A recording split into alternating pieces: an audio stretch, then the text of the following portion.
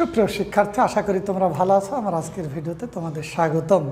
আমি আজকে তোমাদের নবম দশম শ্রেণীর ব্যাকরণ বইয়ের অল্পপ্রাণ এবং মহাপ্রাণ, ঘোষ এবং অঘোষ সম্পর্কে আলোচনা করব। এর সংজ্ঞা সহ এই চারটা সংজ্ঞা কীভাবে মনে রাখতে হবে সে বিষয়ে আমি আলোকপাত করব। তোমরা সংজ্ঞা একবারে ট্যাক্টফুলি ম্যাজিক্যালি মনে থাকবে তোমাদের। অনেকে এই বিষয়টা পড়েছো, হয়তো কেউ পড়োনি। যারা পড়েছো কারো 5 দিন, কারো 10 দিন, হয়তো কারো 1 মাস, কারো হয়তো 6 মাস মনে থাকে, হয়তো আবার রিভিশন দেওয়া লাগে, আবার মনে পড়ে। আজকের এই ভিডিও দেখার পরে আর কখনো কোনো দিন রিভিশন দেওয়া লাগবে না, আজীবন মনে থেকে যাবে। আমার যে কোনো একটি ভিডিও তোমরা এই ভিডিওটাই না, একটা ভিডিও গভীর মনোযোগ সহকারে ফার্স্ট টু লাস্ট দেখবা, তাহলে বুঝতে পারবা আসলে ভিডিওর মধ্যে কি আছে আর কি নাই। তো যাই হোক, আমাদের আজকের পাঠ্য বিষয় ঘোষ, অঘোষ এবং অল্পপ্রাণ, মহাপ্রাণ। আমি বোর্ডে কিছু ব্যঞ্জনবর্ণ আগে থেকে লিখে রেখেছি। তো এই যে এই লাইনটার নাম কি? একজন, আমরা যখন বিদ্যালয়ে এরকম অ্যাসেম্বলির সময় এরকম লাইন করে দাঁড়াই, তো লাইন করে দাঁড়ালে একটা লাইনের প্রথমে একটা ছেলে থাকে, তার নাম রহিম, হয়তো দাঁড়াইছে এরকম। রহিম আগে দাঁড়াইছে, ওর পিছনে পরপর অনেকেই দাঁড়িয়েছে। তাহলে ওই লাইনটাকে কিন্তু বলা হয় কি? রহিমের লাইন। তাহলে দেখো তো, ক, খ, গ, ঘ, ঙ, এইখানে সর্বপ্রথম কোন অক্ষরটি? ক। এজন্য তোমরা এটুকু একটু শিখে রাখো, এটার নাম বলে ক বর্গীয়। দেখো এই যে ক বর্গীয়, এই যে ক বর্গীয়। স বর্গীয় জ, ঝ, ইঁ, তাহলে চয়ের নামে নাম হবে অবশ্যই। তাহলে এটা কি? চ বর্গীয়। আমাদের এই বর্গগুলোও শেখা হয়ে যাক। এটা প্রথম পক্ষর ট বর্গীয়, তাহলে ট বর্গীয়। এটা কি বর্গীয়? ত বর্গীয়। এটা কি বর্গীয়? প্রথমে আছে প, অর্থাৎ প বর্গীয়। এটা কোনো ব্যাপার না, তোমরা বুঝতেই পারছো।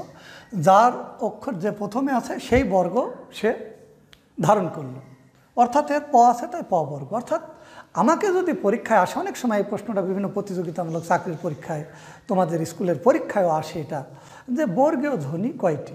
তাহলে আমরা দেখি তো 1 2 3 4 5, 5টা, আর এদিকে 1 2 3 4 5। তাহলে এদিকে আছে 5টা আর এদিকেও 5টা, তাহলে 5 5 25টি। যদি পরীক্ষায় আসে বর্গীয় ধ্বনি কয়টি, তাহলে 25টি গোল করবা তোমরা। যদি বলে স্পর্শ ধ্বনি কয়টি, তাও হবে 25টি। তাহলে আমাদের মোট যোগ করলে কত হলো দেখো তো? মোট বর্গীয় ধ্বনি কয়টা হবে? তাহলে মোট 25টি, মোট 25টি বর্গীয়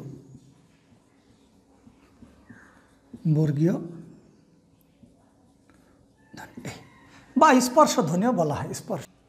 তাহলে মোট বর্গীয় ধ্বনি কয়টি দাঁড়ালো? আমাদের 25টি, বা স্পর্শ ধ্বনি 25টি। এখন আমাকে শিখতে হবে এখানে যে অল্প প্রাণকে, মহাপ্রাণকে, অঘোষকে, ঘোষকে। আচ্ছা, একটা বিষয় তোমরা দেখো তো, অল্প প্রাণ, মহাপ্রাণ, অঘোষ, ঘোষ, এখানে একটা বিষয় দেখা যায় যে কেউ কেউ হয় জোড়ায় জোড়ায়, কেউ কেউ হয় সিঙ্গেল। হয়তো বিষয়টা দ্বারা আমি কি বলতে চাচ্ছি, ক যদি অল্প প্রাণ হয়, এ মহাপ্রাণ, মানে অল্প প্রাণ হয় একটা একটা। যদি আমি ধরো ঠ যদি অল্প প্রাণ হয়, এটা মহাপ্রাণ, এটা অল্প প্রাণ, এটা মহাপ্রাণ, বা এটা অল্প প্রাণ হলে এটা মহাপ্রাণ। আমি উদাহরণস্বরূপ বলছি, কিন্তু পরে আসছি আমরা। সাপোজ যদি এটা অল্প প্রাণ হয়, তাহলে এটা হবে মহাপ্রাণ, এটা অল্প প্রাণ হলে এটা মহাপ্রাণ, এরকম। অর্থাৎ সিঙ্গেল হয়। আমি বলছি যে অল্প প্রাণ, মহাপ্রাণ একটা একটা হয়। আর ঘোষ অঘোষ হয় জোড়ায় জোড়ায় নাম নেয় এরা, কেউ যা মিলে ঘোষ হয়। হয়তো দেখো যে এই দুইটা যদি অঘোষ হয়, এই দুইটা হবে কি? ঘোষ। এটা নাসিক্য, তোমরা জানো। এই যে কি দেখো, তাহলে অঘোষ, ঘোষ। তাহলে অর্থাৎ আমি একটা জিনিস আমি এখানে যা বোঝাতে চাচ্ছি, কিভাবে কে হয় আমি কিন্তু পরে আসছি, আমি মূল বিষয়টা তোমাদেরকে বোঝাতে চাচ্ছি যে ঘোষ বা অঘোষ হয় কি? জোড়ায় জোড়ায় হয়। আর অল্প প্রাণ এবং মহাপ্রাণ হয় সিঙ্গেল একটা একটা অক্ষর। দেখো এই যে ক কি? অল্প প্রাণ, ঠিক আছে। তাহলে কি ঘোষ, অঘোষ কি হবে? এটা আমাদেরকে অ্যানালিসিস জানতে হবে, এটাই আমাদের আজকে জানার বিষয়। তাহলে আমি একটা কথা বলি এখানে, অঘোষ এবং ঘোষ। ঘোষ বলতে কি বোঝায়? ঘোষ মানে যারা গরু পুষে, গরু পালন করে তাদেরকে কিন্তু ঘোষ বলে। তোমরা অনেকেই জানো, আর না জানলেও আমি বলে দিচ্ছি, আসলে যারা গরু পোষে, অনেক গরুর পাল চড়ায়, অর্থাৎ অনেক গরু থাকে যাদের, তাদেরকে বলা হয় ঘোষ। তো এখন তোমরা মনে রাখবা, এই ঘোষ যে ব্যক্তি সরি যে ঘোষ, এই ঘোষ গরু পোষে, তো ঘোষের গরু জোড়ায় জোড়ায় থাকে। কি মনে থাকবে? তাহলে কি ঘোষের গরু জোড়ায় জোড়ায় থাকে। এখন ঘোষ ধ্বনি কাকে বলে আমাকে সংজ্ঞা বের করতে হবে, অটো সংজ্ঞা মনে হয়ে যাবে। তাহলে আমি কি বললাম, যে ঘোষ বললে অঘোষ বা ঘোষ যাই বলি না কেন, আমরা সেই ঘোষকে বুঝবো যারা গরু পালন করে, আর ঘোষের গরু থাকে জোড়ায় জোড়ায়। আর একটা ঘটনা ঘটে, তাহলে আমরা আগে সংজ্ঞা পরে দিচ্ছি। সংজ্ঞা এই ঘোষ থেকে আমি বের করে নিয়ে আসবো, সেই ঘোষ গরু পুষে এখান থেকে অটো বেরিয়ে আসবে। দেখো, তাহলে আমরা বলতে পারি ঘোষের গরু জোড়ায় জোড়ায় থাকে। তাহলে আমরা এই দুইটাকে কি বলতে পারি? ক এবং খকে ঘোষ না অঘোষ বলবো? এই একটা আবার দ্বন্দ্ব পেকে গেল। প্রথম দুইটা ঘোষ নাকি অঘোষ, এই নিয়ে তোমার দ্বিধাদ্বন্দ্বে পড়ে গেল। তুমি পাগল হয়ে মানুষ ঢেলাই বেড়াচ্ছ রাস্তা রাস্তা, তবুও তোমার ভুল হবে না। কেন? আমি দেখব অঘোষ এবং ঘোষ। অঘোষের প্রথম অক্ষরটা কি? অ, আর ঘোষের প্রথম অক্ষরটা কি? ঘ। তাহলে অঘোষের অ আগে নাকি ঘোষের ঘ আগে? অবশ্যই অঘোষের অ আগে। আমি কি বলতে চাচ্ছি দেখো, ধরো অঘোষ লিখলাম, আমি কি লিখলাম? অঘোষ, এই অঘোষ। আচ্ছা, অটা আমি অন্য কালার দিয়ে লিখি, একটু খেয়াল করো তোমরা। এই লিখলাম অঘোষ, অঘোষ, আর এখানে লিখলাম ঘোষ, ঘোষ। এখন আমি এটাই বলতে চাচ্ছি যে ঘোষ লিখতে প্রথম অক্ষর ঘ, আর অঘোষের প্রথম অক্ষর অ। তাহলে আগে কে? অ। অর্থাৎ আমার প্রথম যে জোড়া, ঘোষের গরু জোড়ায় জোড়ায় থাকে, প্রথম জোড়া হবে অঘোষ। অঘোষের অ যেহেতু আগে, অতএব অঘোষও প্রথম জোড়া। আশা করি বুঝতে পেরেছো। দেখো আমি লিখি, তাহলে এই প্রথম জোড়া অঘোষ না ঘোষ? অঘোষ না ঘোষ তুমি ভুলে গেছো, তুমি কিভাবে মেমোরিতে আনবা? ও, অঘোষের অ আগে, অর্থাৎ প্রথম জোড়া হবে অঘোষ। এই যে দেখো, এই অঘোষ। তাহলে পরের জোড়া কি হবে? অটো হয়ে যাবে। পরের জোড়া হবে, পরের জোড়া কি হবে? ঘোষ হবে, এই ঘোষ।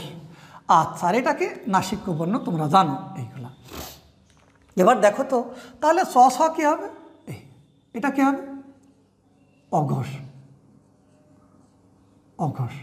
এই কেন অঘোষ? কেন প্রথম দুইটা? কারণ অঘোষের অ অক্ষরটা আগে, তাই প্রথম জোড়া হবে অঘোষ। আচ্ছা, দ্বিতীয় জোড়া কি? অবশ্যই হবে কি? ঘোষ। ওইটা যদি অঘোষ হয়, একজনের নাম আলাল হলে আর একজনের নাম দুলাল। তো যাই হোক, এ যদি অঘোষ হয়, পরের জন কী হবে? ঘোষ হবে। আর নাসিক্য পরে গেল, এটা নাসিক্য জানো, এটা কি? অবশ্যই প্রথম জোড়া। তাহলে অঘোষের অ আগে, তাহলে প্রথম জোড়া, প্রথম যেহেতু অঘোষ হবে, অঘোষ। তাহলে এই জোড়া কী হবে দেখি আমরা? এই জোড়া কী হবে? এই জোড়া হবে ঘোষ। তাহলে অবশ্যই তথা কী হবে? অঘোষ ঘোষ, অঘোষ ঘোষ। তোমাকে এইভাবে জোড়ায় জোড়ায় আইডেন্টিফাই করে নিতে হবে। তাহলে আমি কি বললাম? ঘোষের গরু থাকে জোড়ায় জোড়ায়। প্রথম জোড়া অঘোষ না ঘোষ? অবশ্যই অঘোষ। কেন? কেন? কারণ অঘোষের অ অক্ষরটি আগে, এই জন্য। এবার দেখো, এখন আমি অঘোষ কাকে বলে, ঘোষ কাকে বলে, এই বিষয়টির সংজ্ঞা দিব। জীবনে কখনো ভুল হবে না, একটু গভীর মনোযোগ সহকারে শ্রবণ করবা। অঘোষ এবং ঘোষ এইটু নিয়ে আমি বললাম যে ঘোষ বলতে যারা গরু পোষে তাদেরকে ঘোষ বলে। এই ঘোষ অনেক গরু থাকে, তাই এরা মাঠে ওই গরুকে চড়ায়, অর্থাৎ মাঠে খাওয়ায় নিয়ে বেড়ায়। ফাঁকা মাঠ থাকে, সেই মাঠে তাদেরকে চড়ায় চড়ায় ওই ঘোষের গরুর পেট ভরায়। সে যদি বৃষ্টি হয়, তাহলে বর্ষাকালে সে খুব টেনশনে থাকে, মাঠে থাকে, ভিজতে হয়, অনেক কষ্ট হয় তাদের। তো আসলে বৃষ্টি হলে তো একটু সমস্যায় তাছাড়াও অনেক সময় অনেক চারণভূমি থাকেও না, এই নিয়ে কিন্তু ঘোষ একটা টেনশনে থাকে। সে সব সময় আমার গরুকে আজকে খেতে পাবে, আজকে কোথায় নিয়ে যাব, কোন মাঠে গেলে পর্যাপ্ত ঘাস পাবো, খুব তাড়াতাড়ি আমার গরুর পেট ভরবে, এই নিয়ে সে টেনশনে থাকে। আর বর্ষাকাল হলে তো কথাই নাই। তাহলে দেখো তো এখন ঘোষের গরু খেতে পাবে কি পাবে না, এই নিয়ে ওর সবসময় ভিতরে কাঁপে, ওর ভিতর প্রকম্পিত, সবসময় ভিতর কাঁপতে থাকে। অর্থাৎ আমাদের একটা স্বরতন্ত্রী বলে একটা জিনিস থাকে, তোমরা জানো। আসলে স্বরতন্ত্রী বলতে কি বোঝায়? স্বরতন্ত্রী বলতে খাদ্যনালী আর শ্বাসনালীর মাঝখানে যে একটা পাতলা বস্তু থাকে সেটা হচ্ছে আসলে স্বরতন্ত্রী। আরও সহজভাবে বললে ভোকাল কর্ড, ওই ভোকাল কর্ডটাকেই স্বরতন্ত্রী বলে। এই স্বরতন্ত্রী অনুরণিত হয়, মানে অনুরণন মানে কি? অনুরণিত মানে কম্পন। অর্থাৎ স্বরতন্ত্রী অনুরণিত হয়। কার হবে? এখন দেখি তাহলে ঘোষের হবে না অঘোষের হবে? অঘোষ মানে কি? যে গরু পুষে না, তাই তো? তাহলে ঘোষের অবশ্যই স্বরতন্ত্র অনুরণিত হয়। তাহলে যে সকল ধ্বনি উচ্চারণের সময় স্বরতন্ত্রী অনুরণিত হয়, মানে সবসময় আর কাঁপে দেহের মধ্যে, গরু খেতে পাবে কি পাবে না এই ধরনের, তাহলে স্বরতন্ত্রী যদি অনুরণিত হয় তাহলে সে হবে ঘোষ। আর যদি উচ্চারণের সময় স্বরতন্ত্রী অনুরণিত না হয় তাহলে সেই ধ্বনিগুলো হবে অঘোষ। তাহলে দেখো যে উচ্চারণের সময়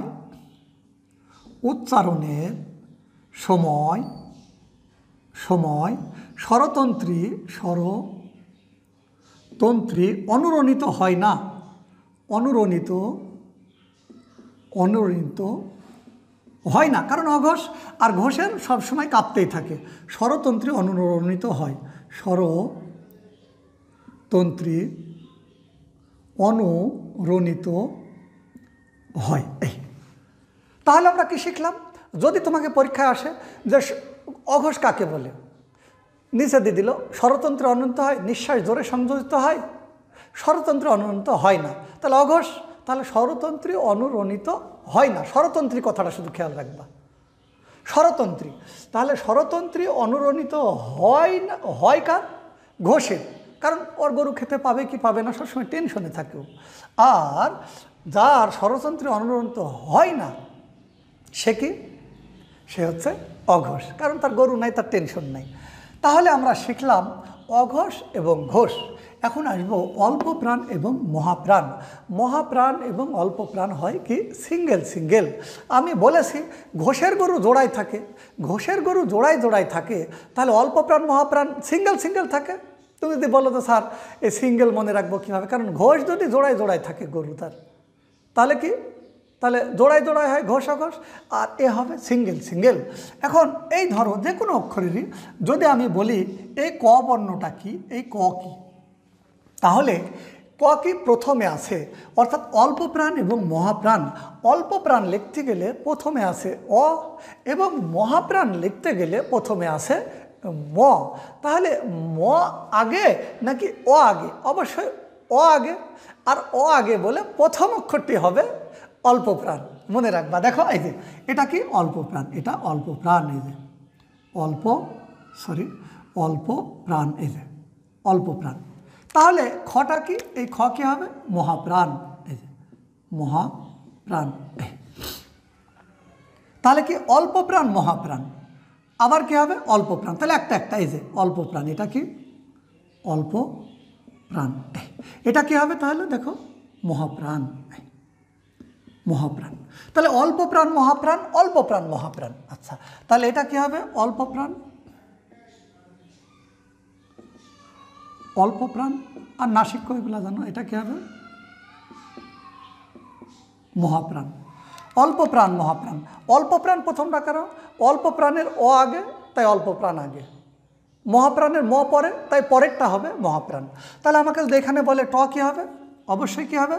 অল্প প্রাণ। কেন? লাইনের প্রথম অ প্রথমে, তাই প্রথমটা অ দিয়ে অল্প প্রাণ। এটা কী হবে? অবশ্যই মহাপ্রাণ হবে। কী হবে? দেখো মহাপ্রাণ। এটা কী হবে তাহলে? অল্প প্রাণ, অল্প প্রাণ। এটা কী হবে? মহাপ্রাণ, নাসিক্য। তাহলে আমরা শিখলাম যে অল্প প্রাণ এবং মহাপ্রাণ। এখন এই শিখা হলো, কিন্তু সংজ্ঞাটা কি হবে? আচ্ছা বলো তো, অল্প প্রাণ মানে কি? অল্প প্রাণ মানে তো অল্প প্রাণ, মানে প্রাণই অল্প, তার প্রাণ নাই। সে কি নিঃশ্বাস জোরে নেবে নাকি আস্তে নেবে?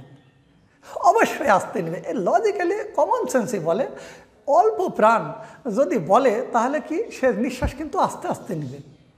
আর মহাপ্রাণ, মহাপ্রাণ মানে কি? সে খুব সুস্থ সবল একটা মানুষ, সে কিন্তু নিঃশ্বাস কি হবে তার? জোরে নেবে সে।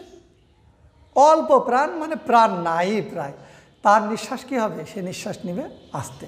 অর্থাৎ মনে রাখবা, অল্প প্রাণে নিঃশ্বাস জোরে সংযোজিত হয় না। অল্প প্রাণ কীভাবে হবে? তোর প্রাণই তো অল্প। তাহলে অল্প প্রাণ কাকে বলবো? অল্প প্রাণ কাকে বলবো? আমরা বর্গীয় বুঝতে পেরেছি, যেহেতু আমি বর্গীয় বুঝে দিলাম। এই যে দেখো, তাহলে অল্প প্রাণ কাকে বলবো? তাহলে অল্প প্রাণ, এই যে অল্প প্রাণ, তাহলে অল্প প্রাণ বলবো কাকে? যে নিঃশ্বাস অল্প প্রাণ, অল্প মানে অল্প প্রাণ, নিঃশ্বাস জোরে সংযোজিত হয় না, জোরে সংযোজিত হয় না, কারণ প্রাণ অল্প। আর তাহলে মহাপ্রাণ কে হবে? মহাপ্রাণ দেখতে পাচ্ছ কি? হ্যাঁ, তাহলে মহাপ্রাণ কে হবে? নিঃশ্বাস জোরে সংযোজিত হয়, জোরে সংযোজিত হয়। পরীক্ষা অনেক সময় আসে, নিঃশ্বাস জোরে সংযোজিত হয় তাকে কি বলে? অল্প প্রাণ, মহাপ্রাণ, ঘোষ, অঘোষ। অল্প প্রাণ, মহাপ্রাণ, প্রাণ বললে নিঃশ্বাসের ব্যাপার। অল্প প্রাণ, নিঃশ্বাস জোরে সংযোজিত হয় না, অমনি বলবা। তাহলে নিঃশ্বাস জোরে সংযোজিত হয় না যদি বলে, তাহলে অল্প প্রাণ গোল করবা। যদি বলে নিঃশ্বাস জোরে সংযোজিত হয়, এই ধ্বনিকে কি বলে? এমন ধ্বনিকে, তখন কি নিঃশ্বাস জোরে সংযোজিত? মহাপ্রাণ মানে মেলা প্রাণ, তখন কি গোল করবা? অবশ্যই তুমি মহাপ্রাণ গোল করবা। নিঃশ্বাস জোরে সংযোজিত হয়, আর আসতে হলে অল্প প্রাণ। আর ঘোষ অঘোষের বেলায় কি? একজনের স্বরতন্ত্রী কাঁপে, একজনের কাঁপে না। কার কাঁপে? ঘোষের। অঘোষের কাঁপে না। ঘোষের গরু জোড়ায় জোড়ায় থাকে। আশা করি বুঝতে পেরেছ। তো এই ছিল মোটামুটি আমাদের ব্যাপার। আমি প্রত্যেকটা পড়ে একটু রিভিউ করি, তোমরা রিভিউটা অবশ্যই একটু মনোযোগ সহকারে একবারে মন্ত্রমুগ্ধের ন্যায় শুনবা। আমি যখন এমনি সামনাসামনি একবারে অফলাইনে যখন ছাত্রদের ক্লাস নিয়ে পড়ানোর পর আমি বলি যে বই খাতা সব বন্ধ করে একেবারে মন্ত্রমুগ্ধের ন্যায় আমার কথা শুনবা, আমি বলি, ওরা তখন খুব গভীর মনোযোগ সহকারে শোনে। পড়াটা এখানে হয়ে যাবে। আমি বলেছি তুমি বাড়ি চিনে যদি বাড়ি যেতে পারো, আমি যে ক্লাস নিব সেই পড়া তোমাকে শেখাই লাগবে, সে শিখতে পারবে। যাই হোক, তো আমরা খেয়াল করি যে আমি এখন এখানে আমরা দেখব না, আমরা যেহেতু রিভিউ করব, এখন সব মেলায় আমরা একটু ফ্রি হয়ে এখন বলা কাওয়া করব। যদি কেউ বলে যে ঘোষ এবং অঘোষের ব্যাপারটা, ঘোষ গরু পুষে, তাহলে ঘোষের গরু জোড়ায় জোড়ায় থাকে, তাহলে ক এবং খ, ক খ কী হবে? অঘোষ না ঘোষ? তোমার গোলমাল পেকে গেছে। আচ্ছা, প্রথমটা ঘোষ না অঘোষ? ঘোষ না অঘোষ? অঘোষের আগে, ইয়েস, তাহলে প্রথম জোড়া অঘোষ আর দ্বিতীয় জোড়া ঘোষ। আবার বলি, চ ছ প্রথম জোড়া অঘোষ না ঘোষ? অঘোষের আগে, তাহলে প্রথম জোড়া অঘোষ, দ্বিতীয় জোড়া ঘোষ। আচ্ছা, ট ঠ, ট ঠ প্রথম জোড়া কি?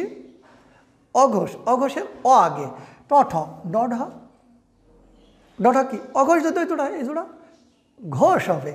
বুঝতেই পারছো, অঘোষ ঘোষ।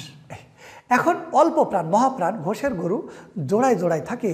আর ঘোষের গরু কি খেতে পাবে কি পাবে না? ওর স্বরতন্ত্রী কাঁপে, স্বরতন্ত্রী কাঁপে।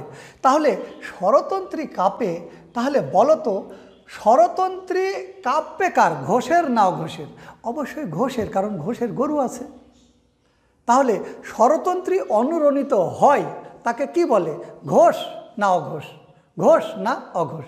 স্বরতন্ত্র অনুরণিত হয় সেই সব ধ্বনিগুলা ঘোষ। আর যেখানে স্বরতন্ত্র অনুরণিত হয় না তাকে কি বলে? অঘোষ বলে। আচ্ছা, এবার আসি অল্প প্রাণ, মহাপ্রাণ। ঘোষের গরু যেহেতু জোড়ায় জোড়ায় হলো, এখন অল্প প্রাণ, প্রথমটা অল্প প্রাণ, অল্প প্রাণের আগে যারই মনে রাখবা তোমরা, যেটা দিয়ে শুরু, দিয়ে শুরু অঘোষ এবং অল্প প্রাণ দুইটাই প্রথমে নিয়ে নেবে, তারপরে আসবে অঘোষ, এই ঘোষ এবং মহাপ্রাণ আসবে। তাহলে দেখো, এখন যদি আমি বলি যে স্যার মহাপ্রাণ কোনটা? মহাপ্রাণ কোনটা, ক না খ? ক ক অল্প প্রাণ, ক অল্প প্রাণ কেন, অল্পর অ আগে তাই। মহাপ্রাণ কোনটা, খ। তারপরে কি, এটা কি অল্প প্রাণ মহাপ্রাণ, তাহলে অল্প প্রাণ মহাপ্রাণ, অল্প প্রাণ মহাপ্রাণ, নাসিক। আশা করি বুঝতে পেরেছ। এখন দেখে আসি তো আমরা যে ট ঠ, তাহলে তোমরা বলো তো ট কী হবে, ট কী হবে, আমি ঢেকে রাখলাম। ট অল্প প্রাণ হবে না মহাপ্রাণ হবে, অল্প প্রাণ হবে। ঠ কী হবে, মহাপ্রাণ। ড কী হবে, অল্প প্রাণ। ঢ কী হবে, মহাপ্রাণ। এখন যদি বলে যে অল্প প্রাণের সংজ্ঞা এবং মহাপ্রাণের সংজ্ঞা, তাহলে কী হবে, অল্প প্রাণ মানে প্রাণ নাই, অর্থাৎ নিঃশ্বাস জোরে সংযোজিত হয় না, এরূপ ধ্বনিকে কি বলে, ঘোষ অঘোষ অল্প প্রাণ মহাপ্রাণ। তুমি কোনটা গোল করবা, নিঃশ্বাস জোরে সংযোজিত হয় না মানে ওর প্রাণ অল্প তাই জোরে সংযোজিত হয় না, অবশ্যই অল্প প্রাণ গোল করবা। নিঃশ্বাস জোরে সংযোজিত হয় তাকে কি বলে, অবশ্যই মহাপ্রাণ বলে, মহাপ্রাণ গোল করবা। আশা করি বুঝতে পেরেছ। তোমাদের পরীক্ষায় এটা তোমরা উঠাই নিবা, ভালো করে পজ করে উঠাই নিবা। এখন একটা বিষয় আমরা খেয়াল করি তো, এখানে দেখো তোমাকে যদি বলে, আমি তোমাদের টেস্ট করব একটু, হ্যাঁ টেস্ট করব, প অল্প প্রাণ না মহাপ্রাণ, এরকম পরীক্ষা আসে। প অল্প প্রাণ না মহাপ্রাণ, অল্প প্রাণ না প কি প্রথম অক্ষর, প ফ ব ভ ম, তাহলে প প্রথম, তাহলে অবশ্যই অল্প প্রাণ আর মহাপ্রাণের কথা আসলে অবশ্যই অল্প প্রাণ, কারণ প্রথমে অল্পর অ আগে তাই আগেরটা হবে অল্প প্রাণ। যদি বলে ঘোষ না অঘোষ, ঘোষ না অঘোষ, প্রথম জোড়া কি, প্রথম জোড়া কি অঘোষ, কেন অঘোষের অ আগে কিন্তু, খেয়াল করো আমরা জানি জোড়ায় জোড়ায়, প্রথম জোড়া ঘোষ অঘোষ, প্রথম জোড়া অঘোষ, দ্বিতীয় জোড়া কি ঘোষ, তাহলে প্রথম জোড়ার মধ্যে পড়ছে প, তাহলে অবশ্যই অঘোষ। অল্প প্রাণ অঘোষ, এরকম পরীক্ষায় আসে যে অল্প প্রাণ ঘোষ, অল্প প্রাণ অঘোষ, মহাপ্রাণ ঘোষ, মহাপ্রাণ অঘোষ, এইভাবেও কিন্তু আসে পরীক্ষায়। তাহলে এটাকে দুইটাই বলা যাবে, অল্প প্রাণও যদি বলো তাও ঠিক এবং অঘোষ বললেও ঠিক। অনেক সময় দুইটা এরকম হাইফেন দিয়ে লেখা থাকে, তাহলে তখন তুমি অল্প প্রাণ অঘোষে গোল করবা। একটু খালি আমার এই ক্লাসটা একটু ম্যাপ করে নিয়ে বাস, তারপর একটু গোল করতে হবে। এখন যদি তোমাকে বলে ফ, পয়ের পরে কি ফ, তা আমরা জানি ফ কি, যদি বলে ঘোষ নাকি অঘোষ, প ফ প্রথম জোড়া অঘোষ, তাহলে প্রথম জোড়ার মধ্যে পড়ছে কে ফ, তাহলে অবশ্যই কী হবে, অঘোষ হবে, অঘোষের ও আগে তাই প্রথম জোড়া অঘোষ, তাহলে অঘোষ ফ, অঘোষ। অল্প প্রাণ নাকি মহাপ্রাণ, প আমরা লিখে নিব, প্রয়োজনে তোমরা রাফে লিখে নিবা, প ফ এইভাবে লিখে নিবা তোমরা, প ফ, তাহলে প্রথমটা তো প্রাণ, অল্প প্রাণ, অল্প প্রাণ, এটা কি মহাপ্রাণ, মহাপ্রাণ, এভাবে ম্যাপ করে নিবা। প্রথম জোড়া কি অঘোষ,